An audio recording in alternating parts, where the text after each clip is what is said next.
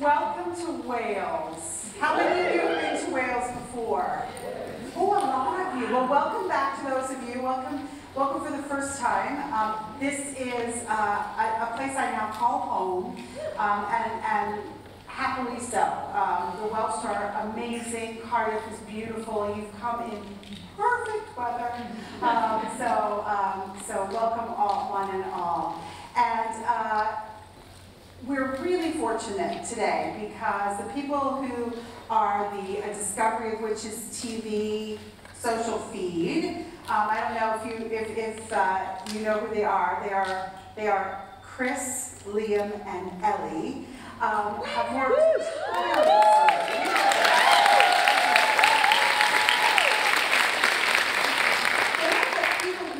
All the information about the show out onto the social channels, and the three of them have been working so hard to get the behind this, the sort of the production team on, and I wasn't the panel this morning great, didn't you learn so much? And then also doing the all-important job of cast wrangling. So as you can see, we have 5 members of the cast.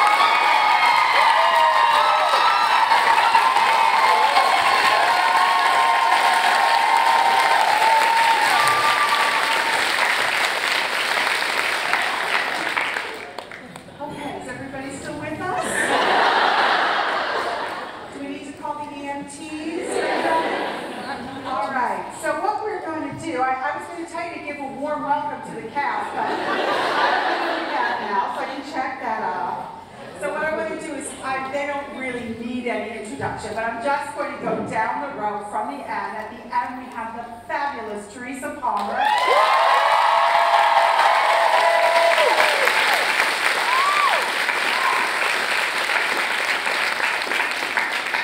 Sitting next to her is the dashing Dr. Whitmore.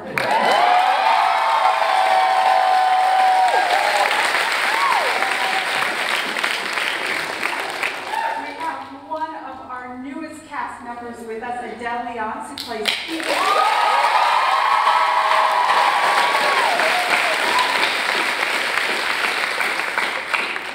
All right, we've got Mr. Mad, Bad, and Dangerous to Know.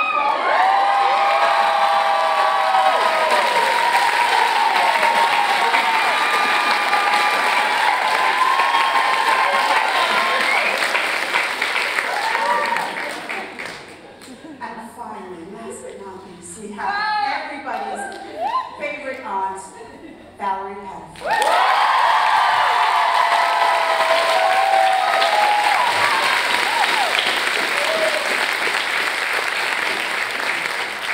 I'm going to kick this off with some questions for the whole cast, and you guys are all, you all know each other. You can all step on each other's lines and shut somebody up with best book. So the first thing is, of course, we have to have a quiz because I'm a professor.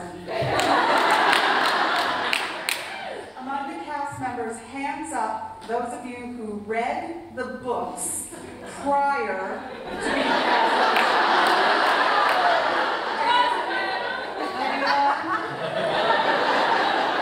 Excellent. So we've already started on an honest footing. On to our next question. So when I first wrote the books, and I told my agent about that I was writing a vampire and witch novel, he said, "Oh no." So what I would love for you guys to tell the audience is when you first got a call from your agent saying there's this project called The Discovery of Witches, what was your first reaction? Go ahead, Miss Valerie. Honestly, it was like, hell yeah.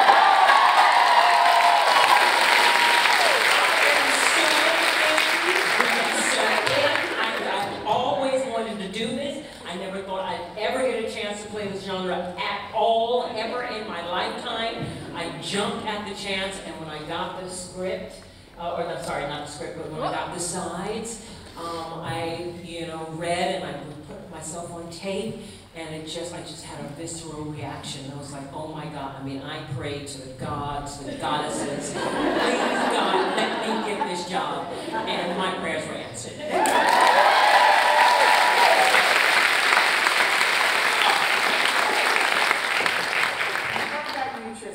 Yeah, no, I second that, definitely. I said to my agent, who was trying to push me for like a bit of theatre or something, I was like, who doesn't want to play a vampire? So,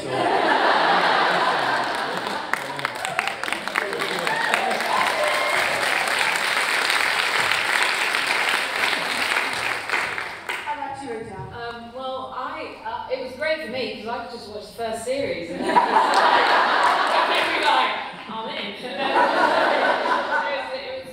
It was great. That was my little bit of something. But I read the sides. I couldn't say the script. Read the sides and then watched the series. And I was like, this seems pretty good. But I'm a human, so it's a little bit boring. But Phoebe's good. Hold that thought. Yeah.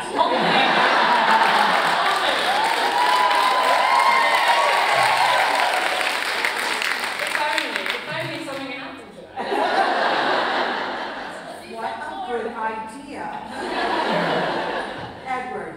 It was very similar to Tristan, actually. I just basically got the chance to audition for a vampire, which I'd been patiently waiting in the wings to get. And took it with both hands and, walked in, and the director, I remember, when I auditioned, I did the first take, it was me sniffing Teresa, but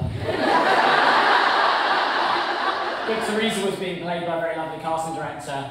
I sniffed her instead, and the director said nothing apart from just went, very naughty.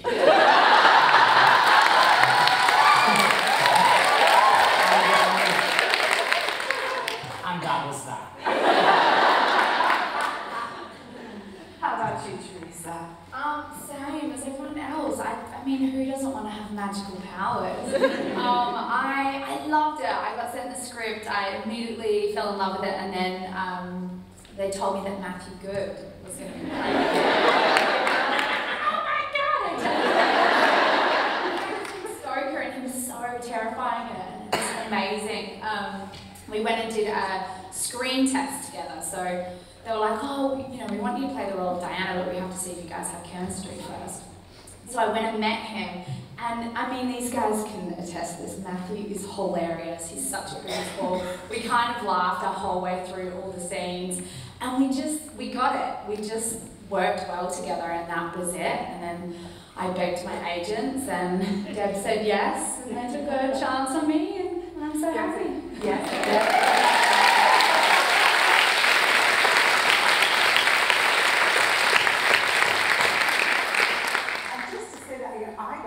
All of your audition tapes and all of the tests, and so I was also like, I could play, and about 1 minute into each one, I was on the phone, like I'm reaching for my phone saying, that's him, that's her, I want her, yeah, I had a massive grey beard in my audition. I was just like, oh yes, we'll have all of them. So can you just tell us a little bit about what your life is like on the scene, behind the scenes? Because we see you up on the screen and you're looking fabulous and you're doing these amazing things. What's life like?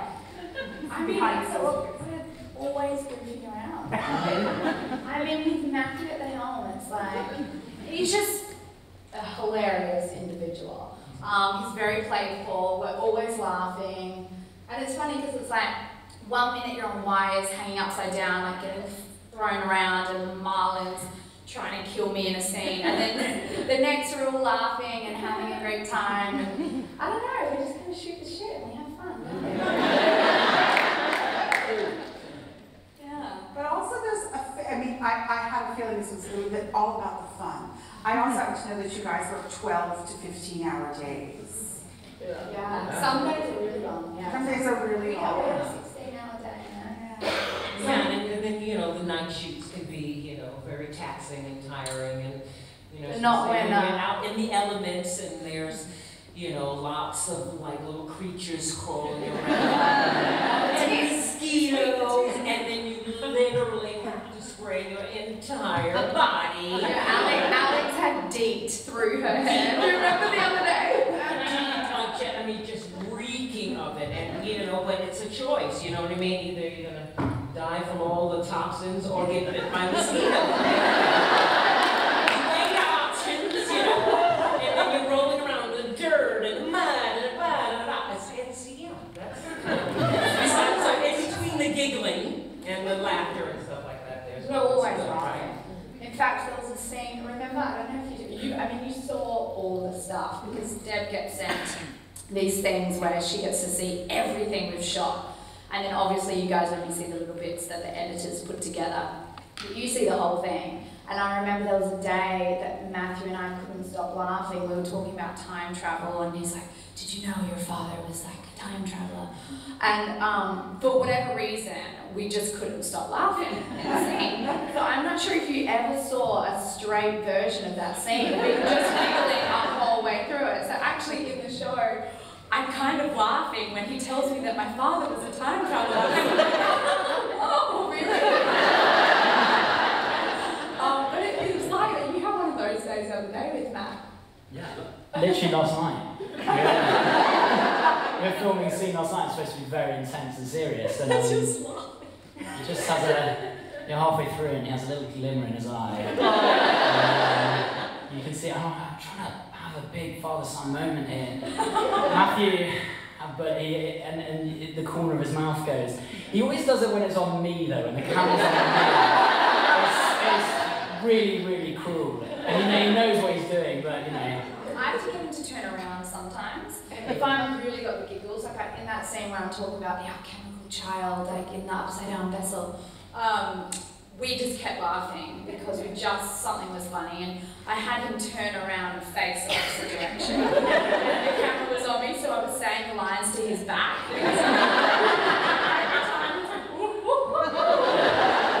You just see the shoulders go instead.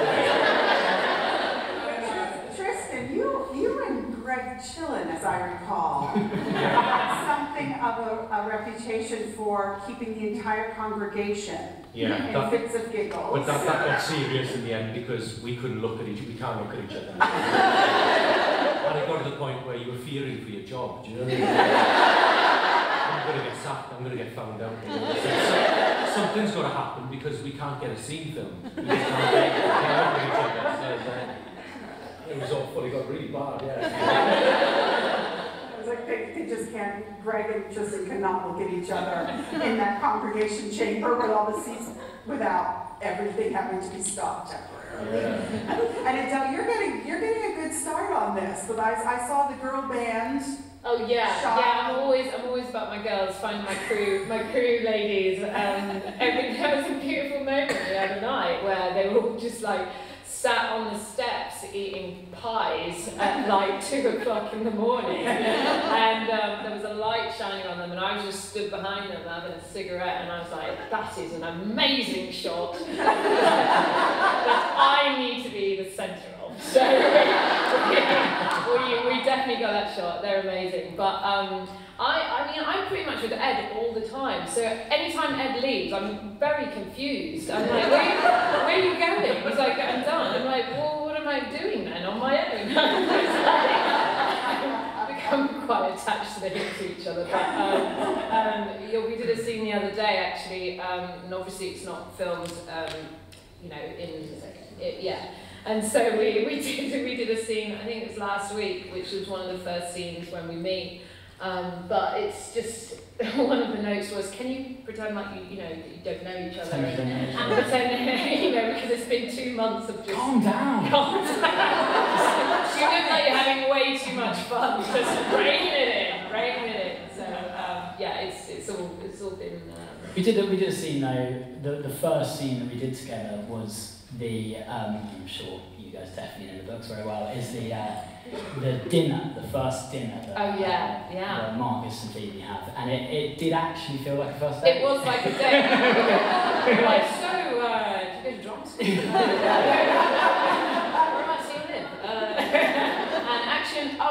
of my life. Yeah, a lot of, can you actually look into each other's eyes and hold it and hold it? It's like, I don't know this guy. Very strange. Very strange job, I love it. So, I mean, because one of the things that happens is there's, of course, a whole lot of waiting. You're often waiting right between, so I think, Weezing's beautiful, seamless, emotional performance that's intense and compressed, but sometimes you have to hold up that sort of intensity for days, weeks, right? So how do you guys handle those long days where you're trying to flip between being, Val and being Emily Mather? Or, Tristan and... Well, I don't handle it. I can't handle it. For me, I know in between when I have to sit for hours and, knowing that there's an intense scene or something, where I have to, get it up to a certain extent. I listen to music. I can't read because it takes me out of my story. So I either listen to music or knit. A lot of knitters in the house. All Souls Knitting Group. Yeah.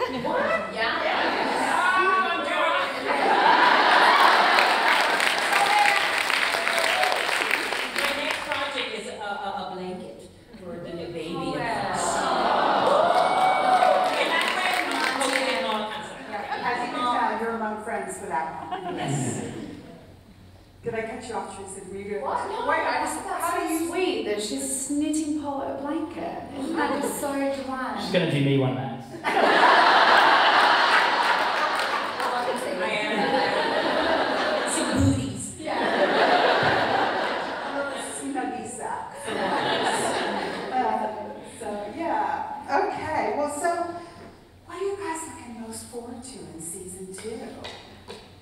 For your characters? What?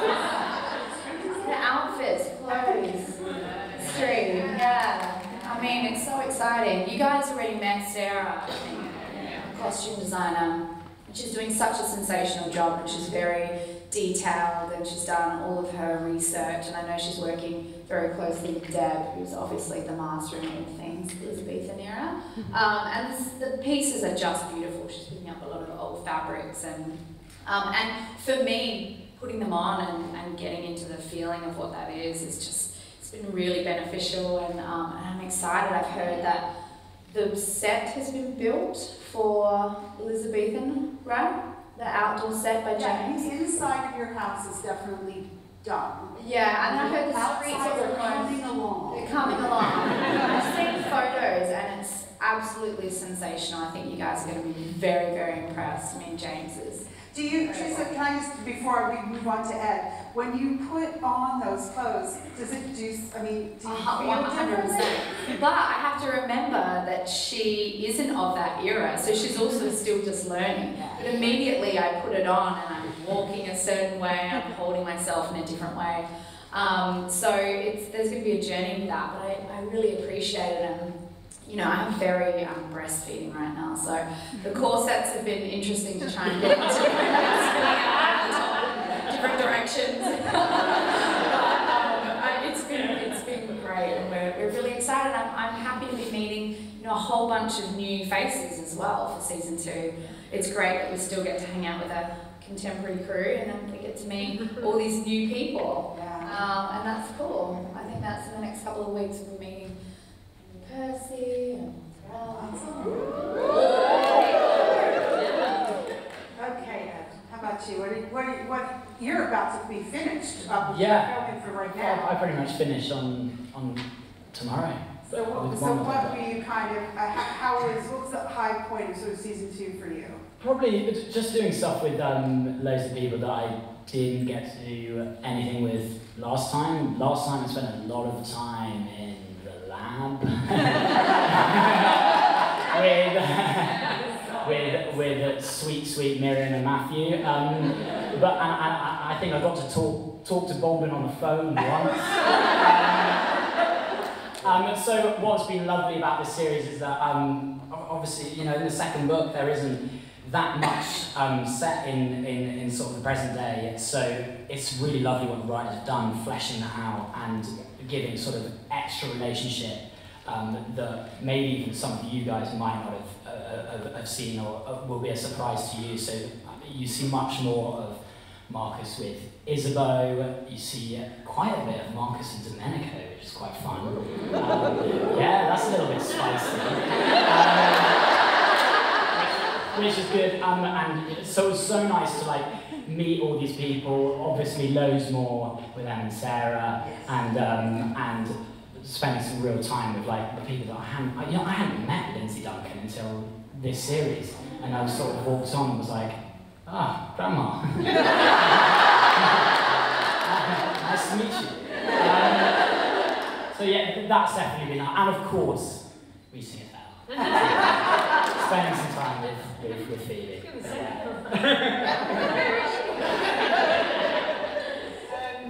No, it's obviously I've worked with Ed quite a bit, but I've had moments where I've worked with Lindsay and Greg's been looming around, and do you know what? It's really funny working with the vampires because I mean they go in like it's just like they just never blink. They're so sudden. It makes me really uneasy as a dad doing scenes with them, and I'm like, come on, Greg's terrifying.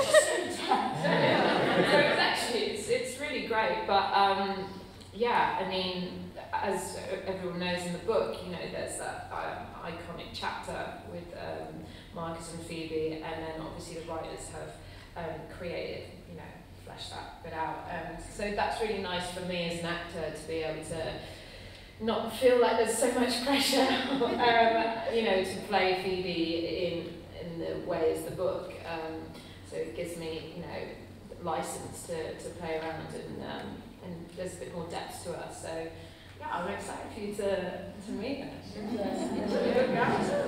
How about you, Tristan? What are you looking forward to in season 2 filming? Well, to second Ed there, I'm actually going to speak to him face to face. In the first series, we pull out a phone, I go, it's Ed. This is Ed. So that's lovely to get to work with him and stuff. And I guess also as the costumes, you know, are really wonderful and stuff. Sarah does a great job, and the people at Labas Wolf who do my suits and everything, so I'm just sat there, you know, like standing up like a hairy, striking version of Julia Roberts. Proof that you can polish a turd, you know what I mean? Absolutely fine. So, yeah, so that's great for me, you know, just to get to wear all this stuff and, you know, look halfway decent and stuff. So, yeah, it's been good. How about you? You just wrapped yesterday. We did. You're finishing. Thank you for the cakes, by the way. You're so welcome. I ate a slice of each one. Love her. She brought out cakes for everyone to say thank you to the crew. Her and Alex. Sarah and Em. Yeah, that's so nice. Well, yeah, because everybody's just so amazing. For me, I go into a little dark magic. And so that was exciting. Yeah, because it's, you know, when you see me scry in season 1, I didn't know what the special effects were going to be. They told me what the idea was, and because I'm a dancer first, I know what physically I want to do, and I did a little research on appropriate spell, you know, posture and hand gestures and stuff. But I didn't know what it was going to look like, and so I saw it when you saw it. You know what I mean? I was like, oh my God! And so we take it maybe a little step further. So I'm really excited to see that. So that was amazing, and just to jump on the bandwagon about getting a chance to work with some of the best actors of our time that I did not work with in the first season, but also again to work with in the second season. These are the best of the best. Lindsay, come on. Lindsay Duncan, Sorka, I mean, and my girl, Alex Kingston. I mean, so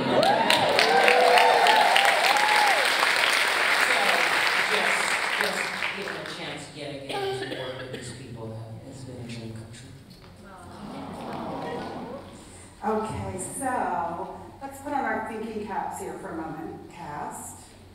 If you had to describe your character in one word,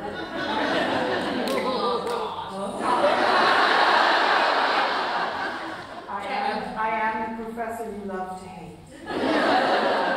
What would that word be and why? That's the university part of the question. Why didn't you tell us this before? I don't give out study guides. In series 1, Yeah. Marcus was definitely immature. Yeah. Yeah. And series 2, he's horny.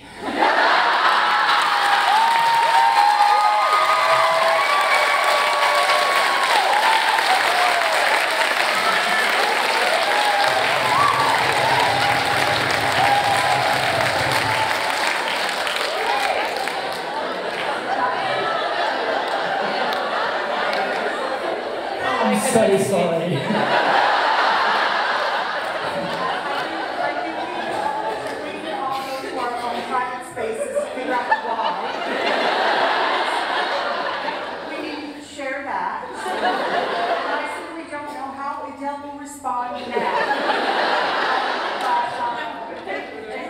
Go bravely in after that. Mine is simple. Heart. Heart. And that's how she always leads in the first season and indefinitely in the second season. That's good.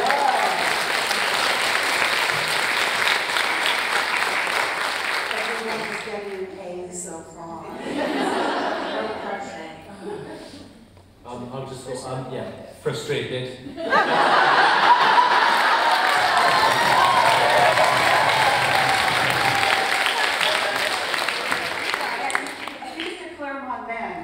There's a trend there.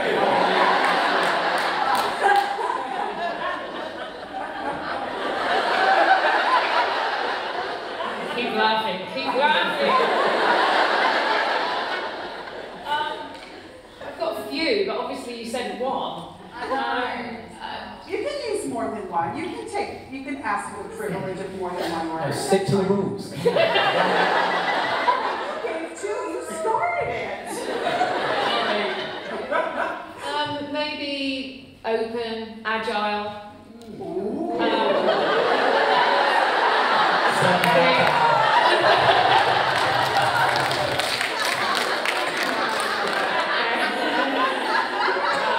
Loves a challenge.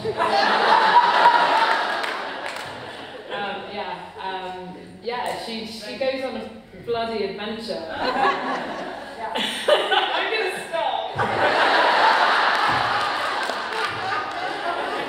If I could go red, I'd be going red. Everyone is doing A-level work here.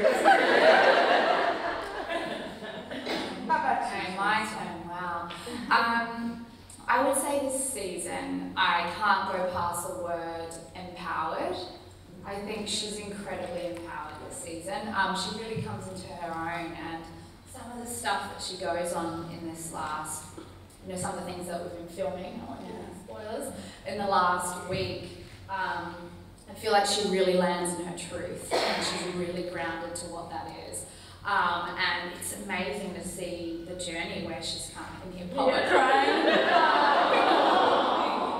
But it's amazing just to see the trajectory of who she is, and where she starts at the beginning of the show, and just leaning into the essence of who she is. And by the end of season 2, I feel like she's really landed, and there's such a bravery about her, and I just feel I feel like I'm learning from Diana.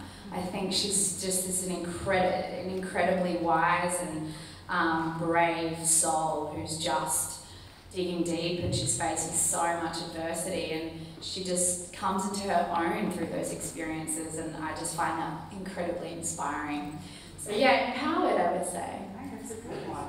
A's all around.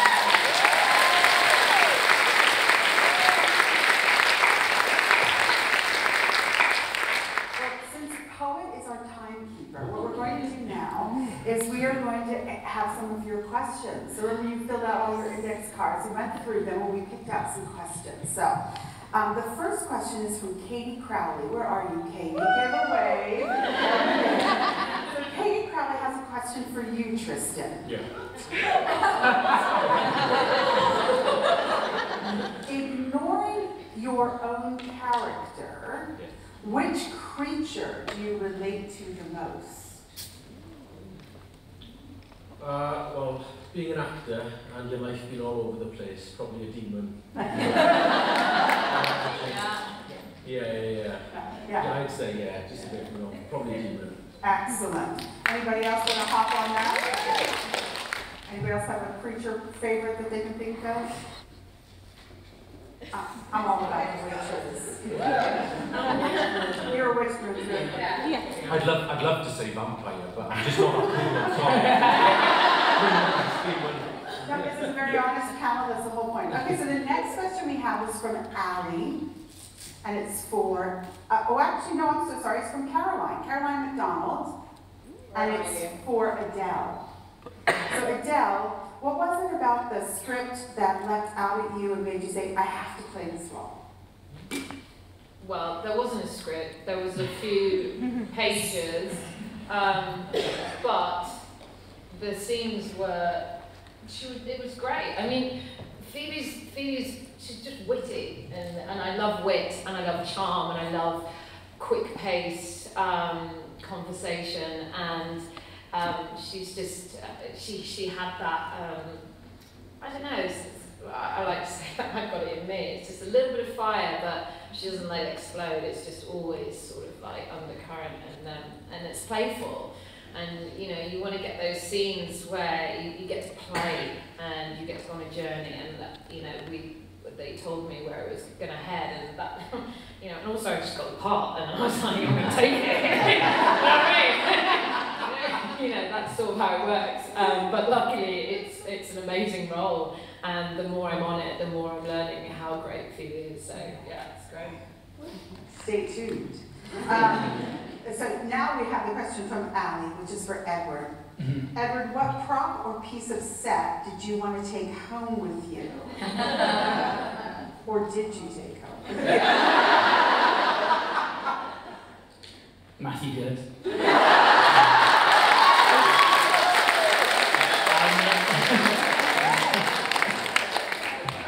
No, seriously, do you know what I quite like there's in this series there's a sort of Knights of Lazarus medallion that's quite cool. You'll see all that. There's also a lot of nice jackets that Marcus wears. And your house. Yeah, oh, yeah. You get to see quite a lot actually the inside of Marcus's Oxford house that's in Bristol. But it's amazing. It turns out, vampires are rich. Any of the others of you have bits and pieces of the show that you would love to take, pieces of clothes, some costume you wore, an item I said, whatever, huh? The Diana necklace, which is really cool because I brought that necklace with me. You know her blue cameo. Somebody here is wearing one from Tinker Shop. No way. Yes, I saw, yes, right there. Oh, amazing. So that's my girlfriend, and I have Rosie, yes. Are you Aussie? Yes. Oh, hello. Yeah, so I explained to Rosie about my character, and I was like, oh, I'm really interested in finding a piece that maybe was something that belonged to Rebecca or whatever. I told her about the script and my character, and she designed the necklace for me and gave it to me, and I actually wore it. I had been wearing it for a really long time, and then the costume designer was like, do you mind if we use that in the show? And it was beautiful because I had been wearing it every day and it felt like a part of me. And then now to see people wearing similar ones, and my friend Rosie's like, oh, you have no idea how many Discovery Witches fans. Exact replica. But yes, and I got to keep that, obviously. So oh, good. You did get it back. I got it back. I made doubles, but I had the original with me. Adele, you were wearing a snappy pair of shoes. Any other things that have come into your life other than the house? I You're just gonna say, my wardrobe is insane. She was like, Adele, meet me at Selfridges, or let's go to Liberty. No, do you know what? Let's go to Harrods. I was like, oh my god! I mean, these items that I'm wearing are just amazing. I've got this one blazer, which I thought was Balenciaga, but it turns out it's not. It's Rick Owen, but apparently that's also really famous. The blazer is just divine, and you know what it's like when you put on a good work blazer, and it's like silk here, and it's like oh my god. Even if they give it to me half price, I still won't be able to afford it. So. And also, weirdly, I'm really attached to these Clark brogues I've got. They're called Clark. So I've got like Balenciaga blazer and then like some Clark shoes. They're just so comfy. So you want to take one of those chairs? Yeah. Do you know what? No, I took the bomber jacket from last season. When we jumped out of the helicopter and everything. It wasn't any sense of, there was no great story to it or any sense of nostalgia. I just looked at it and I thought, I could do with a bomber jacket. I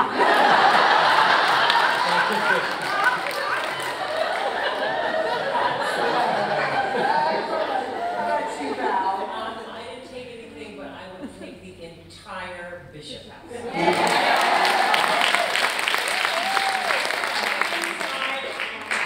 Good gracious, we have some of the best set designers I have ever worked with. Every detail, oh my God, you guys, you just take a tour to see what these guys have done. It was just magical, so yeah, the entire I'm always saying we should just set it up as an Airbnb. Yep. Brilliant. Well, the next question is also for you, Miss Valerie. Oh, okay. From Nora Rodriguez. You're over there? Right there you are. Who I saw her eating your lunch and I thought it was Adele. She was so how close, Nora wants to know, how close is your personality to the character that you play? Very close. Very. I know. No, I'm sure out of all the characters that I've played in my entire career, this is the closest to me. I am not a lesbian, but that's the only difference between me and him. Val and Em are both sunshine. That's They what are. I say. You guys are sunshine. I always say that about you. Sunshine and cakes. Yeah. But yeah, this Yeah. oh my God, yeah. And it's very interesting because I usually play the bitch. You see I play the rich bitch. I'm just mean and vicious and so it's for me that's easier to play. This was hard to play. This is harder to play. I don't know why. Because I'm used. I mean, not saying that Sarah's a bitch. She has this energy about her and stuff like that. She's not a bitch. But that would be easier for me to play. And so when we first started, first season, I was like, oh shit, this is not easy. This is not easy. It's like who I really am. Yeah, exactly. So, yeah. All right. Well, our final question comes from Deborah Harkness. I snuck my own question. And it is for Teresa. Right. And I just wanted to know what are you thinking about the fact that you sort of have a rival for Matthew's affections in season 2 in the person of Kit Martin?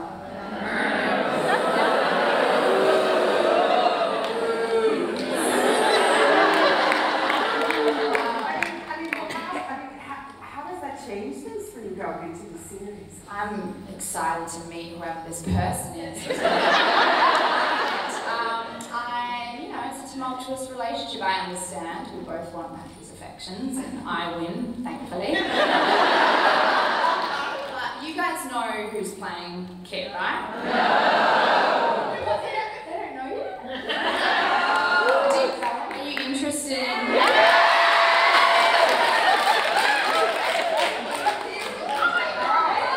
What do you think? I don't know.